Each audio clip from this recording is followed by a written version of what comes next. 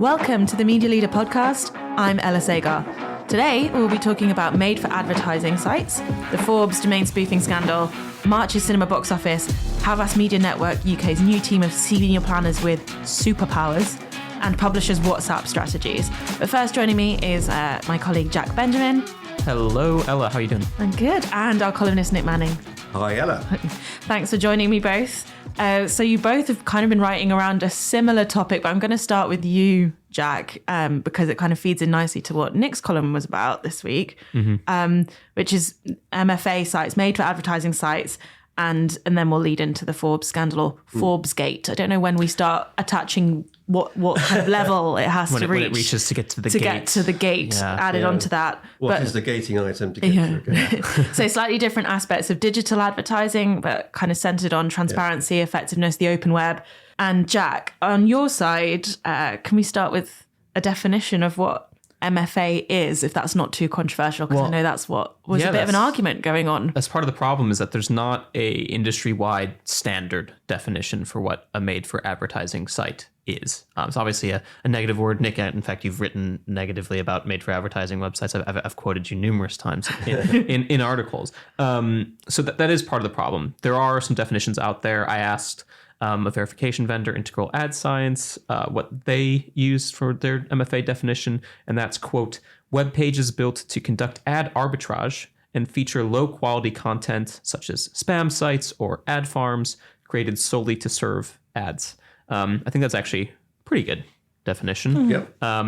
The idea being that it's a website that is low quality ad environment, lots of pop-ups or just ads all over the place. Yeah. And there's no like real underlying value to what the site is serving, other than to serve people that happen to fall into that website. It hasn't got the content or a recognizable kind of URL or anything like that. I was speaking to Anne Copeland from Scope 3, and interestingly, these sites are in the 10% most high carbon emitting kind of media properties online that they've found. Yeah. And so what she was saying is you wouldn't have heard of these websites, you wouldn't recognize any of the content or any of that. It is just for that sole purpose of having that kind of lots and lots of inventory in that environment. The sustainability angle is actually quite interesting, because it makes sense that basically these are sites that are just serving lots and lots of ads, and that takes up a high degree of energy use. And so it's not only is there no value being given to advertisers or brands, but there's also a loss of value to the overall society by wasting energy. Mm-hmm.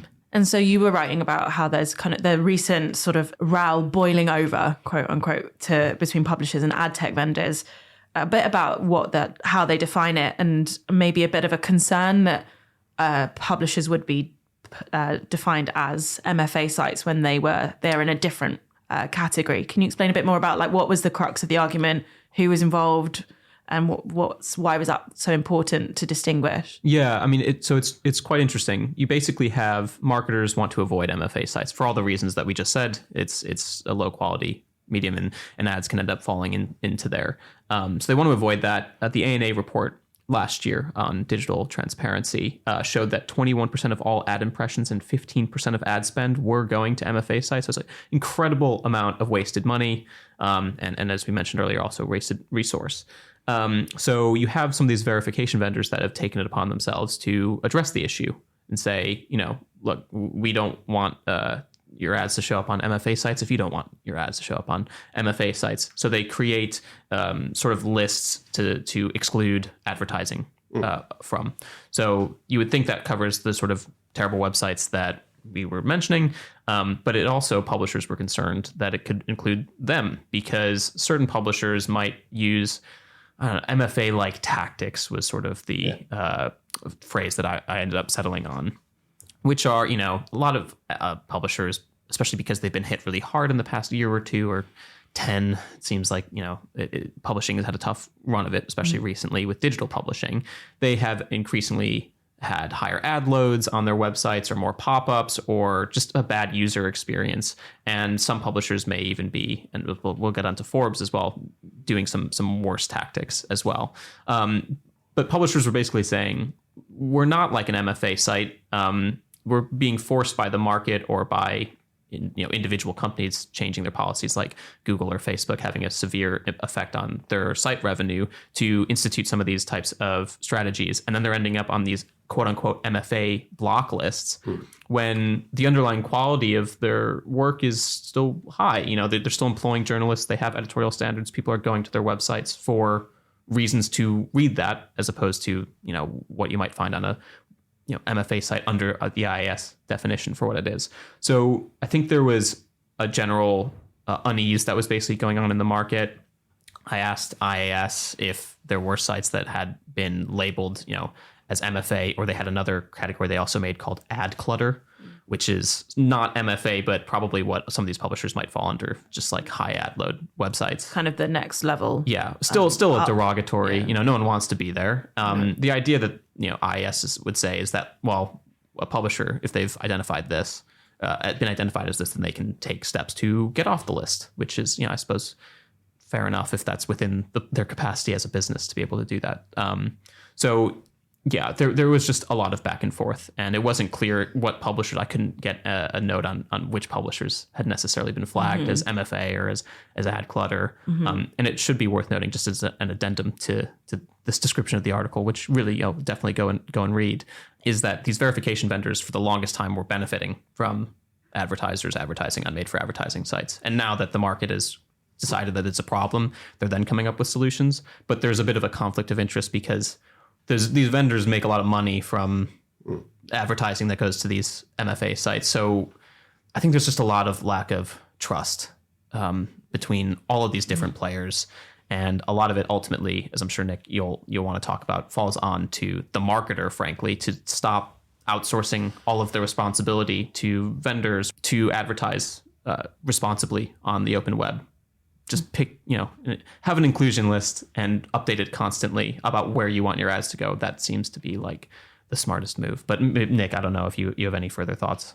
Yeah, well, I do. And I agree with everything that you just said. And in my article this week, I talk about the world that we are actually in now, which I'm describing as advertising 3.0, after the analog age and the digital age. We're into this new world where, with the arrival of new platforms, the new ways of transacting, so retail media networks, digital commerce, and others, the market is now vastly oversupplied with advertising inventory.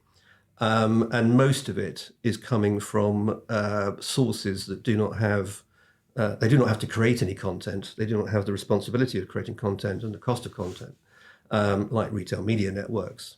And the absolute truth is that a vast amount of the advertising that's available to everyone now is of negligible value, and in many instances, no value at all. But it still gets paid for because people are very bad at identifying whether it's of value or not. And not only do you have to pay for the space and the time, you also have to pay for the tech costs to get those ads there in the first place. And that's about 30% or more of the budget. So you pay your 35%, let's say, to make this advertising supposedly better. And most of the time it isn't. And what the Forbes issue shows is that, and it's the tip of the iceberg in some ways, is that a vehicle like Forbes, which is supposed to be reliable, trustworthy, high value, all that, even they appear to have been forced in some ways to take these kind of steps to protect their revenue in a world where they're under a lot of pressure. So, in my opinion, the absolute excess of advertising inventory that is out there is a core part of the problem. The fact that a lot of it is of no value at all, or is of negligible value. But there's nobody really trying to do anything much about that. I mean, there are trillions of impressions going out all the time, literally trillions, that are just being paid for without anybody really knowing whether they're reaching an audience or not, or doing much for anybody. And the systems and the people responsible for trying to filter all of that really aren't doing a very good job. And one of the reasons they're not is because of the sheer size and scale of the amount of stuff that's going out there. And as we enter this kind of new era with even more inventory coming on stream, it's really very, very hard to know how you're going to sort of manage, even more scale in that scenario. And a bit more background on the Forbes scandal. The Wall Street Journal and Adalytics uncovered a domain spoofing operation. It's been going on for 7 years. 7 years, yeah. And it's affected a lot of major advertisers, very recognizable brands, and all of the major holding companies. And so we kind of covered like why a publisher would do this. But obviously, I don't think any advertiser wants their name on that list of being on that site. But I think it's important to note that Forbes did come out with a statement and defend itself with a spokesperson telling The Drum that the subdomain was developed as an alternative means to consume existing Forbes.com content and represents only about 1% of Forbes' overall user base. We hold ourselves to the highest standards and have always strived to build and operate the best media platforms in the industry. Because we value the trust of our partners and we want to eliminate any potential confusion, we have chosen to shut down the subdomain, which is an insignificant part of our business. So I think there's quite a lot to unpack in that. Wow. Looking at your faces, and I can see that you've got thoughts. But Nick, maybe we'll start with you. What do you think of that response? Well, they would say that, and they're not necessarily wrong. But they've been doing it for 7 years, and the truth is that. That domain has existed during that time. It's carried quite a lot of advertising. The Adalytics report listed out a lot of the brands that were appearing on it. Household names from big brand advertisers were appearing on it, slightly bizarrely in my view. All the big agency groups have been, placing stuff there. It's been running through many DSPs. So the problem has existed for some time, and it's only when somebody catches it, which is what Christoph has done at Adalytics, that they kind of go, oh, yeah, sorry, 7 years after the event. And the problem is you kind of go, okay, that's Forbes. Who else is up to this? Mm-hmm. Who else? Mm-hmm. Who can we trust now? Yeah. And so I suppose if Forbes is doing it, then, and that's a global respected publisher, then the question is, how widespread is it? Yeah, and then there are various articles knocking around there on how widespread it is. And we tended to think before this that the MFA thing was kind of like a little backwater of rather dodgy sites. But the fact that this is now highlighted that it's not only that is one of the big issues really. But this is a symptom of the big disease. It's not the disease itself. It's one of the things that's wrong with the system as it currently stands. Including fraud, including viewability, including the fact that nobody really knows much about where this advertising is landing or what it's achieving. And it's easy for me to look back because I've been doing this a long time now. But when we started doing this sort of stuff years and years ago, we didn't just think about doing the advertising. We thought an awful lot afterwards about what is the advertising actually achieved. Did it reach an audience? How often did it reach it? And there were systems for doing that. There were proper systems for measuring audience reach and whether you actually achieved the audience you wanted. And we spent an awful lot of time wondering, what happened as a result of our advertising. The problem now is that vast amounts of advertising go out and people aren't able and don't measure even whether an audience was reached, let alone it had some kind of advertising effect. So as a result, and there's so much of it, people are no longer focused on whether it was worth doing or not. And the model is based on you put the impressions out, they get paid for, whether they achieve anything or not. Nobody, and all of the supply chain, all the ad tech companies, the agencies, the publishers, content verification companies are paid on a CPM basis. So it's in their interest to just push trillions of impressions out there because they get paid for all of them, irrespective of whether they have any impact or any action or anything like that, at all. No, they get paid anyway, and even if it's a fraudulent, invalid traffic impression, they get paid anyway. And the advertiser picks up the bill for that, and not just a bill for the impression, but the bill for serving the impression, the DSP fees, the SSP fees, the invalid, the content verification fees, and that's 30 to 35% of the budget is on getting the ads to the gate. I feel like that's to me is a huge scandal. It's like, why aren't the advertisers complaining that so much of their money is being wasted? You would think that they would care more than just like, oh, this is the cost of doing online business. And also it defeats the whole purpose of advertising in the first place. Yeah, so I spend quite a lot of my time talking to people about why this is going on and why it's been allowed to go on. And the sort of consensus on this really is that Advertisers don't like to hear about it. There's the whole fear of finding out thing that people have been talking about now for some years, actually. It's also the kind of, well, the trouble is we need to use digital media because that's where the audience is. And maybe this stuff is just a cost of doing business. We can't necessarily measure the effect, or maybe we can look at, certain vanity metrics or click-through rates or whatever.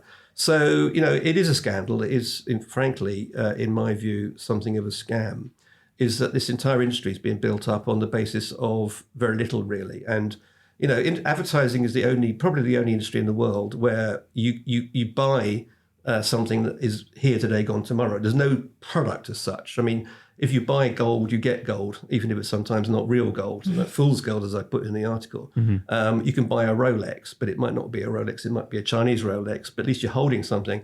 Media disappears in a flash. There's no way of. It's very hard to measure. It's ephemeral. It's hard to know whether it's made any difference or not.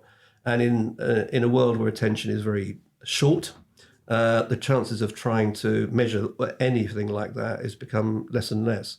So it's the only industry in the world where all the goods are perishable within seconds. And therefore knowing whether you've bought something worthwhile is really hard. But we used to be able to do this an awful lot more when advertising was scarce. And now advertising is just in vast oversupply, and it's therefore very hard to track, measure, and prove whether it had any impact or not. So does it call into question the effectiveness of actual advertising online that is being presumably viewed by lots of people, let's say on an actual publisher's site, like the New York Times? Like if they can't tell the difference of what's working or not between advertising against an actual publisher versus an MFA site, to me, that's a huge problem. It is a huge problem, and the trouble is you can't tell the good from the bad. It all looks the same, and it's all transacted on the same basis. And the column before last is where I started to talk about this and said, the problem is that all impressions are equal because they're paid. They're pretty much paid. It's the currency that everybody uses, but there's not much else added to the impression to value it. When we first started down this road 15 years ago, it was like, oh, well, you buy impressions, but because they are infused with so much rich data about the user and their habits and the stuff they like and their intentions. So the impression is enriched in that way. And that was the principle everybody was working towards. And you kind of go, well, yeah, right. How are you going to do that for all these trillions of impressions? So what I started to talk about recently is, the way that media is both sold and valued needs to change so that you know whether you're buying a high value impression, including things like, is it a high attention impression? Is it reaching the right audience in the right way? And all that sort of stuff. But instead of getting to that point, which is supposed to be the end point of programmatic, we've actually ended up in a completely different place where it's just lowest common denominator stuff. And the real reason for that is the financial incentive is just to pump billions of impressions out because everybody in the supply chain gets paid per impression. So it's in their interest just to flood the market, which is what they've done. And whole ad tech companies have become vastly, and some might say obscenely, wealthy on the back of it. And the clients, unfortunately, have been pushed out of the situation by by the whole industry in many ways, and some of them have turned a blind eye. Some don't know what's going on. Even though they're the ones paying, and they're paying for funding. everything. I mean, this is one of the things is that if you actually look at the Lumascapes, there are Lumascapes for the online web. There's Lumascapes for connected TV, for what I'm calling commerce tech. There's all these supply chains. They're all funded by the same people, by the advertisers, and the 30% or 35% that they lose in the process, always goes into the process, funds all of those ad tech companies that have grown up over the last 20 years. So advertisers really have to be the one to demand that change, this kind of change, or is that the only way that this is going to happen? Well, nobody else is going to do it. No one else is going to do it. Because in the old days, the people who used to protect the advertisers' interests were the media agencies, which is what we used to do. But unfortunately, they no longer do that. They wouldn't necessarily agree with that, of course, but they don't really. And if they did, none of this would be going on. So they kind of pass the money down the line to the DSPs and the SSPs, and then eventually, it might reach a consumer. But the whole chain is long extended, and but the media agencies also, as we all know, make money for all these schemes. They receive revenues from the supply chain as well as from their clients. So it's not in their interest to rock the boat. And as I've said many times before, when a report like the ANA programmatic study comes out back in December, not a dicky bird was said by any of the media agency groups about any of it. There's just absolute silence from the 4As, the IPA in the UK. Just nobody says anything. And I'm going to use this quote because it's about the Forbes thing, but it is true. I'm afraid it's true. The industry as a whole doesn't give a shit, said one anonymous DSP source. All this MFA reporting is an opportunity for them to grab their pearls and say, I had no idea, while they wait for the news cycle to pass. So the waters, come together, back together. Everybody carries on as usual because the model is the model. So the only way to unravel this is for the advertisers to say, right, I'm as mad as hell. I'm not taking it anymore, and ask the right people to solve the problem for them. And what my article says this week is we need a new generation of right people to do that because of the volume in the marketplace, because of the complexity, the amount of data. We need new thinking on the advertiser side to help them do this, because the advertisers can't do it on their own. Because it's kind of an overhaul of the entire model. And I think Omar wrote about the same Forbesgate scandal in his piece this week, in his column. And he said, if global publishers feel the need to do this, it means the state of online advertising is in even worse shape than many in this industry probably realise. And that touches on so many different aspects, as you've mentioned, Nick. Well, indeed, and if it's true, and I think it is, this anonymous DSP says the industry as a whole doesn't give a shit, you need to find people who do. In the end, people need to care about this stuff, and they don't give a shit because they're making so much money. It's not in their interest to make any change, and that applies to the whole supply chain, including the media agencies. Well, hopefully the media leader does give a shit, and we will keep writing about it, I'm sure. Well, I hope you do. I hope you do, yes. Because not enough people do, and there's too much omerta, as I've written before. Too many people don't want to talk about it. And actually, I've started to think that what we need is some kind of industry conference that just only talks about this, and we get the right people in the room to talk about it and work out how we resolve all of this. Or we just carry on and go, well, it is what it is. Let's just leave it. Prefer the previous one. Get our events team on it. Yeah. And before we pivot to quick hits, that does lead us nicely into, we do have a conference on next week, the future of brands, audio and entertainment, rather than the future of, I don't know what we'd call that event, the future of MFA or anti-MFA. I don't know how much that topic will come up at that event. But actually, I'd call it the future of advertising. The future of advertising. Okay, we'll work on that. But at the Future of Brands, Audio and Entertainment, we've Jack and I will both be speaking. And just quickly, Jack, any topics, sessions that you're looking at? Two sessions stand out that I'll be leading. One is on new shiny things. So we have these old dull things that seem to be biting us in the butt with regard to digital advertising, but there's lots of other new shiny things that come up. You think about NFTs were the biggest thing, and then they weren't, and the metaverse was the biggest thing, and then it wasn't. So I'll be talking with some representatives from Ozone, from Denon, from OMG, and we're going to go through some of those different shiny new things, including, of course, AI, which is the buzzword of the past 15 months or so, to see whether or not any of them are really, truly revolutionary, and to what extent they might be in the short and medium long term. And then the other session that I'm excited about is on gaming. Talk about different types of in-game advertising and what is most effective for certain brands, and whether or not agencies are well suited to that entire medium. Because, I spoke to one of the panelists on a podcast episode that will come out this time next week while the event is going on, and you can listen more about his thoughts on why the agency model isn't necessarily fit for purpose for gaming, and maybe needs some adaptation in order to really get the most out of that medium. So be on the lookout for that. And Ella, what are you doing? I'm chairing a panel with some commercial chiefs who have taken part in the fishbowl interview. And so that's going to be fun. That's kind of picking questions out of a bowl and sort of posing. That could be questions from fellow commercial chiefs or questions from us on the editorial teams. That's always quite fun. And then the other one that I'm looking out for is actually one that's hosted by our deputy editor, Maria Yu, which is should all brands get involved with taboo topics? And I think that's especially in this kind of age of culture wars and stuff like that. What is a taboo topic can change for each consumer, but also for each advertiser. And so that's going to be an interesting one that I want to sit in on. There don't seem to be many taboos left now. Run out of taboos. Run out of taboos. Yeah, I think it is a fascinating what a taboo is and how you would define that. But changes with the times and the brand safety there. But I think now is time for the quick hits. You guys ready? We're going to try and do about a minute per little news story.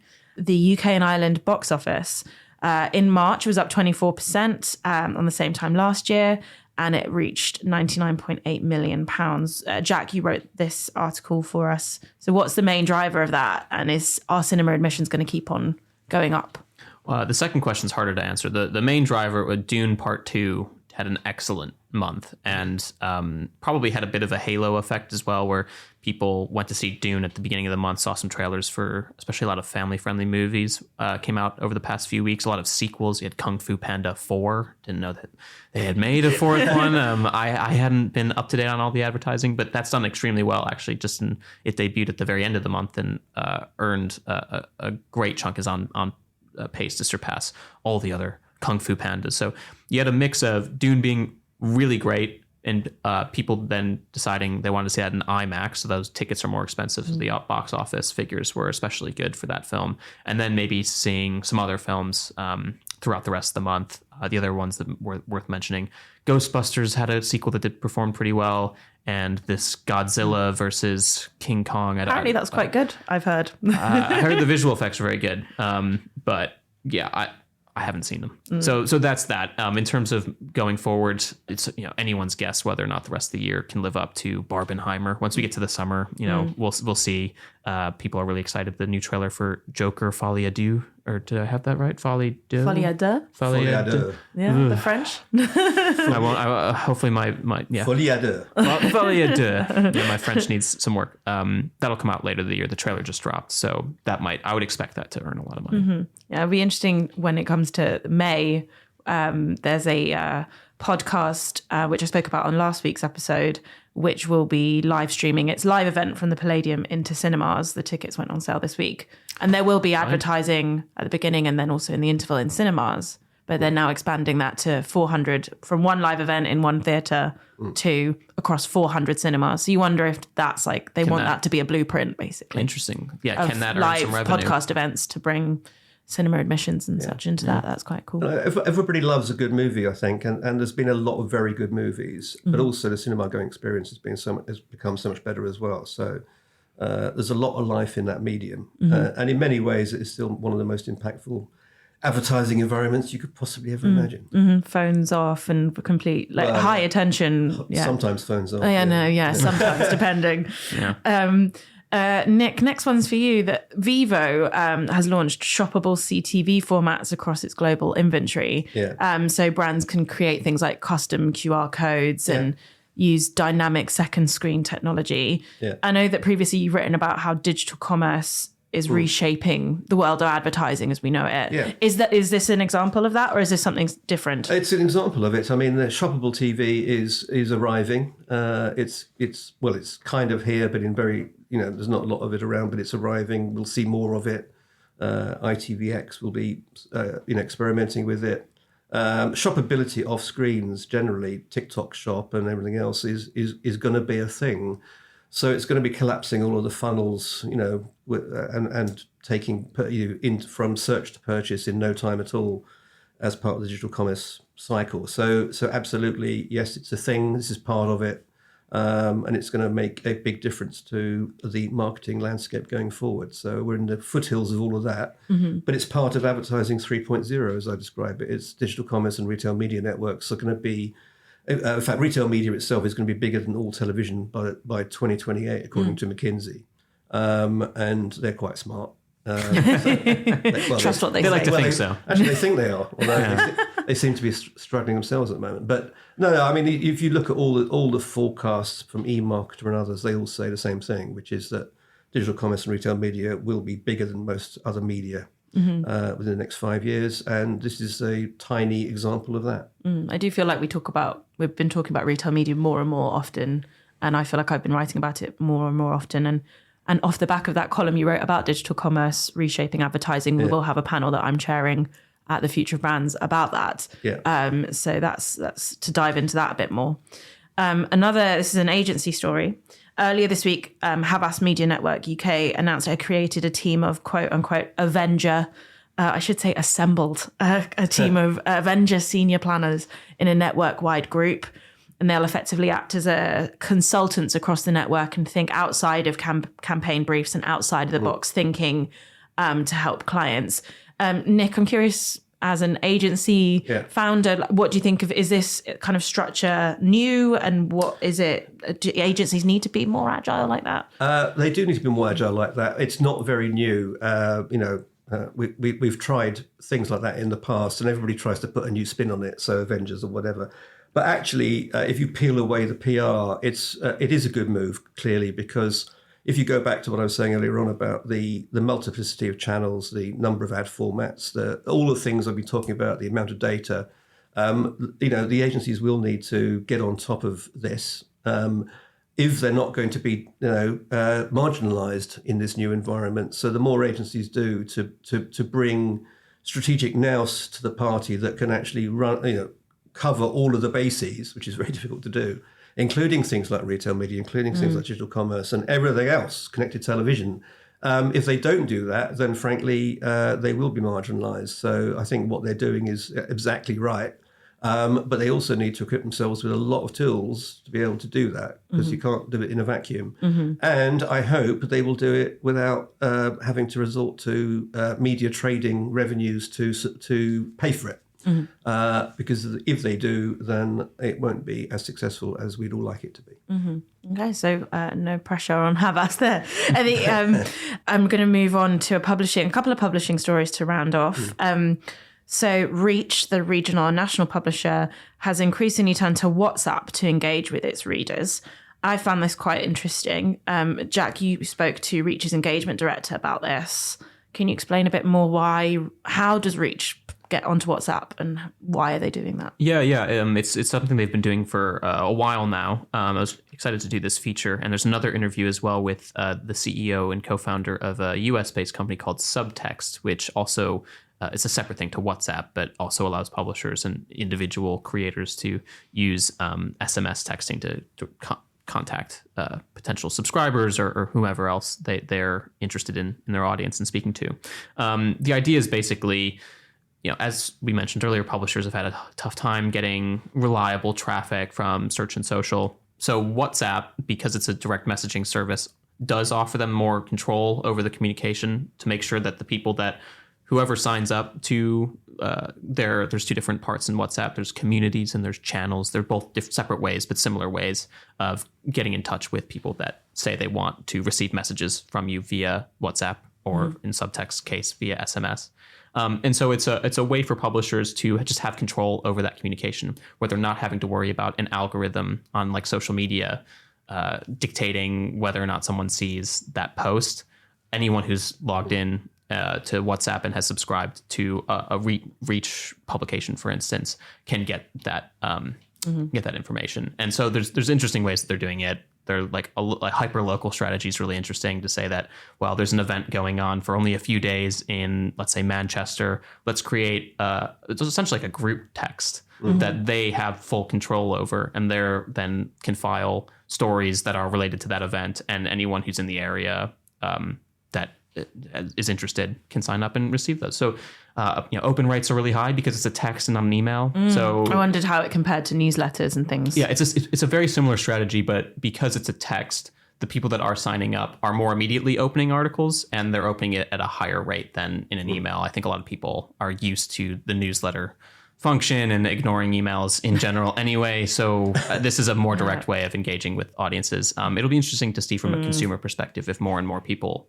will want to sign up to these things. Or But, if it will become the email newsletter that sits unopened.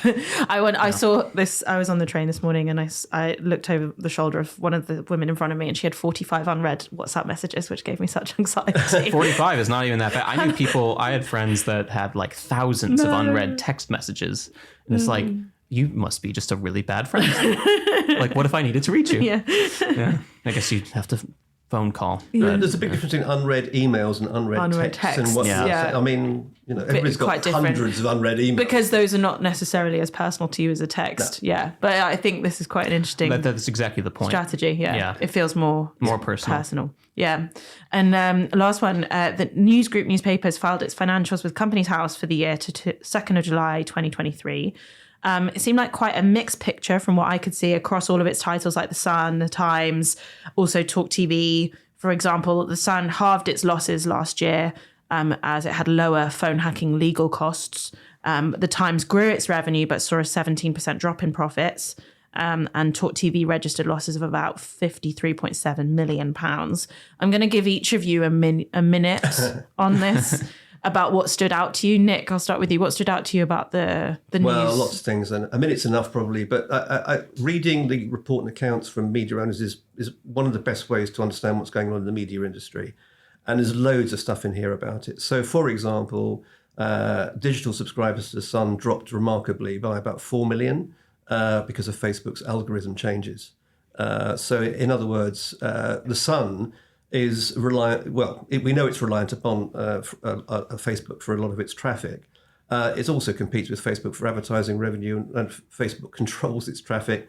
So it's kind of like a bit of a zero-sum game. But it's also interesting to observe that in the context of what's happening in Australia, where basically Meta is threatening to have no news coverage at all in Australia, because they've been forced to share revenues with the main publishers, and so that's a bit of a harbinger of what might happen elsewhere. Mm-hmm. The other thing is the fact that the Times revenues keep on growing, and they're more profitable because they've got their paywall strategy right, and that's another lesson to all of us about how these publishers are going to make some more money in the future out of hybrid models of subscription and advertising revenue.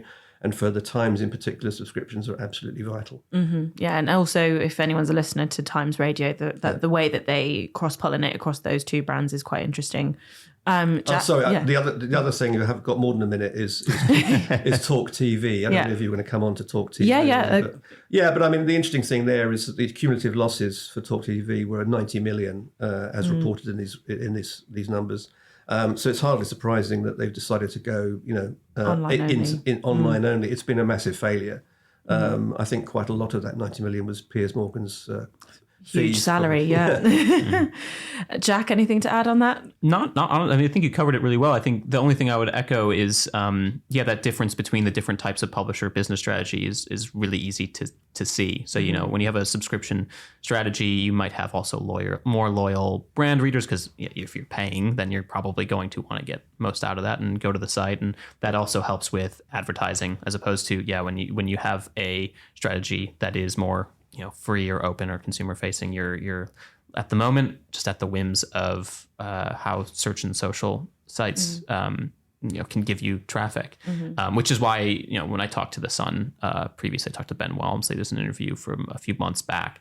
He was talking about and all publishers talking about making sure that there's reasons for consumers to come back to the homepage regularly. Publishers have an issue where if you see an article from them on a social media website, you're probably not going to, you might click into that article, but you're not going to necessarily go to The Sun regularly. Mm-hmm. And they need to solve that problem. You're not going to go to the homepage and look at all of the stuff that's there, or like whatever section that you're looking at necessarily. Yeah, that behavior change is what they're after. Mm-hmm. And so that's why you have all this interesting multimedia development, like, we're going to do more newsletters, bring people back to the site, going to do more podcasts, get people interested in other different types of content. So it's a space to watch, but nothing was particularly surprising, I suppose.